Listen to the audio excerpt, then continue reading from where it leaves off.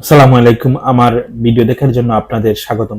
প্রিয় দর্শক, আহ, বাংলাদেশ প্রতিদিন আজকে একটা অত্যন্ত গুরুত্বপূর্ণ নিউজ প্রকাশ করেছে। তা হচ্ছে ডলারের বাজারে ফের অস্থির, অনিশ্চয়তায় উদ্বেগে ব্যবসায়ীরা। এই সম্বন্ধে কি বলেছে পত্রিকাটি, চলেন আমরা পড়ে শুনাই। 2 বছর ধরে $1 নাগারে ছিল অর্থনীতি। মাঝখানে কিছুটা স্থিতিশীল থাকলেও আবার অস্থির হয়ে উঠছে মার্কিন এই মুদ্রার দর। সরকার ঘোষণা দিয়ে দাম বাড়িয়ে দেওয়ার পর খোলাবাজারে অস্থিরতা রেশ আরো বেশি ছড়িয়ে পড়েছে বলে জানা যায়। এতে কঠিন হয়ে পড়ছে ব্যবসা বাণিজ্য। আমদানি নির্ভর পণ্যের পেছনে খরচ বাড়ছে, এতে প্রতিযোগিতার সক্ষমতা হারানোর ঝুঁকি তৈরি হচ্ছে। আর জিনিসপত্রের দামও এর নেতিবাচক প্রভাব পড়ার আশঙ্কা ব্যবসায়ী উদ্যোক্তাদের। সম্প্রতি বাংলাদেশ ব্যাংক নির্দেশনা জারি করেছে যে ডলার প্রতি 123 টাকার বেশি দাম দেওয়া যাবে না। 2025 সালে 1 জানুয়ারি রেমিটেন্স ডলার ও রপ্তানি আয়ের ডলারের জন্য একই দাম প্রযোজ্য হবে। কেউ এর ব্যত্যয় ঘটালে জরিমানা দিতে হবে। বাংলাদেশ ব্যাংক বৈদেশিক মুদ্রার দাম নির্ধারণ ক্রলিং প্যাড নীতি পরিত্যাগ করে দিনে 2 বার ডলারের দাম ভিত্তিমূলক নির্ধারণ করে বাজারের উপর ডলারের দামের উঠানামা ছেড়ে দেওয়ার সিদ্ধান্ত নিয়েছে। 12 জানুয়ারি থেকে এটা কার্যকর হবে। বিশ্লেষকরা এই পদক্ষেপকে সঠিক মনে করছেন না। বৈদেশিক মুদ্রার সংকটের কারণে 2022 সালের মার্চ থেকে ব্যাপক হারে দেশে মার্কিন ডলারের মূল্য বাড়তে শুরু করে। ওই বছর 30 মার্চ ডলারের অফিসিয়াল দর ছিল 84.20 টাকা। সেখান থেকে বেড়ে এখন 130 টাকায় উঠেছে। 33 মাসের ব্যবধানে ডলারের দাম বেড়েছে 42.69%। তবে ব্যাংকগুলো আমদানি দায় মেটাতে ডলারের দাম 123 টাকার বেশি নিচ্ছে বলে অভিযোগ রয়েছে। কারণ ব্যাংকগুলো গোপনে ঘোষণার চেয়ে বেশি দামে প্রবাসে আয় বা রেমিটেন্স কিনছে। রপ্তানির চেয়ে আমদানি বেশি হওয়ার কারণে প্রতি বছর বাণিজ্য ঘাটতি পড়ে বাংলাদেশে। এই ঘাটতি কমাতে গত বছরে আমদানির উপর একাধিক শর্ত আরোপ করে বাংলাদেশ ব্যাংক। এর মধ্যে বিলাসী পণ্যের শতভাগ অগ্রিম জমা রাখা এবং 33 মিলিয়নের বেশি মূল্যে এলসি খোলার ক্ষেত্রে বাংলাদেশ ব্যাংকের অনুমতি নেওয়া অন্যতম।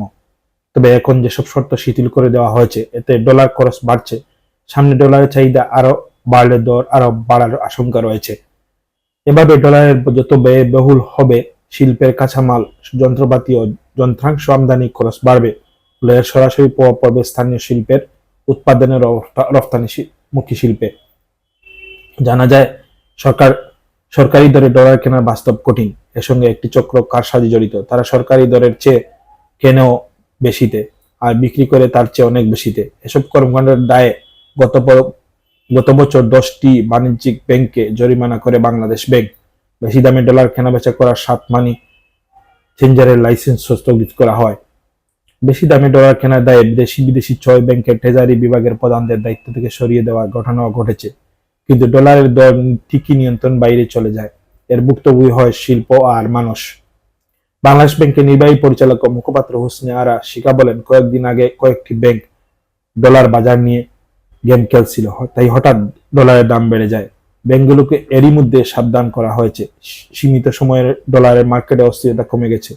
ডলারের দাম নির্ধারণে বাংলাদেশ ব্যাংক নতুন নির্দেশনা জারি করেছে। সেখানে বলা হয়েছে, এখন থেকে বৈদেশিক মুদ্রা লেনদেনের অনিয়মিত ব্যাংক শাখাগুলো এডি ব্রাঞ্চ তাদের গ্রাহকের সঙ্গে নিজেরা আলোচনা করে ডলারের দাম নির্ধারণ করবে। 5 জানুয়ারি থেকে বৈদেশিক মুদ্রা লেনদেনের অনুমতি শাখাগুলো প্রতিদিন 2 বার বৈদেশিক মুদ্রা কেনাবেচার তথ্য বাংলাদেশ ব্যাংকে পাঠানোর শর্ত দেওয়া হয়েছে। $1 লাখ বেশি কেনাবেচার তথ্য সকাল 11:30টার মধ্যে বাংলাদেশ ব্যাংকে জানাতে হবে। এছাড়া সকাল 11টা থেকে বিকেল 5টা পর্যন্ত বৈদেশিক মুদ্রা কেনাবেচার তথ্য বিকেল 5:30টার মধ্যে বাংলাদেশ ব্যাংকে জানাতে হবে। বাংলাদেশ ব্যাংক নির্ধারিত চক অনুযায়ী এসব তথ্য কেন্দ্রীয় ব্যাংকে পাঠাতে হবে। আগামী 12 জানুয়ারি থেকে কেন্দ্রীয় ব্যাংক বৈদেশিক মুদ্রা কেনাবেচার তথ্যের ভিত্তিতে প্রতিদিনের একটি ভিত্তিমূলক রেফারেন্স প্রাইস বাংলাদেশ ব্যাংকের ওয়েবসাইটের মাধ্যমে প্রকাশ করবে। এমন উদ্বেগ আগেও ছিল, কিন্তু বাজার স্বাভাবিক হয়নি। সামনে যদি ডলারের বাজার অস্থির হয়, তাহলে এর প্রভাব জিনিসপত্রের দাম আরো বেড়ে যাবে বলে মনে করছেন সংশ্লিষ্টরা।